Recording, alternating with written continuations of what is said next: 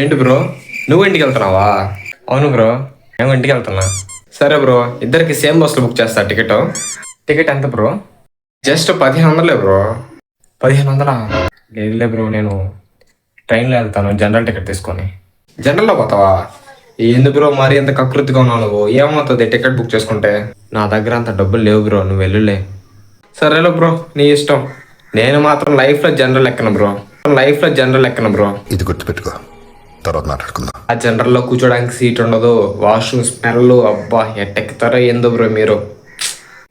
నాకు అలవాటు అయిపోయింది bro. A few moments later. Sorry bro, last time ఏదో వాగేశాను. నేను కూడా జనరల్కి వస్తా బ్రో. దానికి సారీ ఎందుకులే బ్రో. కోచింగ్ స్టార్టింగ్లో నేను కూడా అంతే బ్రో. 1500, 2000, 2500 ఏసీ స్లీపర్ బస్సులోనే వచ్చేవాడిని. కానీ కోచింగ్ అయిపోయిన తర్వాత ఇంట్లో డబ్బులు అడగలేకపోతున్నాం, జాబ్ లేదు. నాకు ఇవన్నీ చూసిన అర్థమైంది ఏందో తెలుసా? ఇంట్లో వాళ్ళ డబ్బులతో మనం ఎంత ఖర్చు అయినా పెడతాం, కానీ ఎప్పుడైతే ఇంట్లో వాళ్ళ దగ్గర డబ్బులు తీసుకొని ఆపేస్తామో అప్పుడే మన రియల్ లైఫ్ అనేది స్టార్ట్ అవుతుంది బ్రో. అప్పుడే కష్టాలు ఏంటో మనకు తెలుస్తాయి.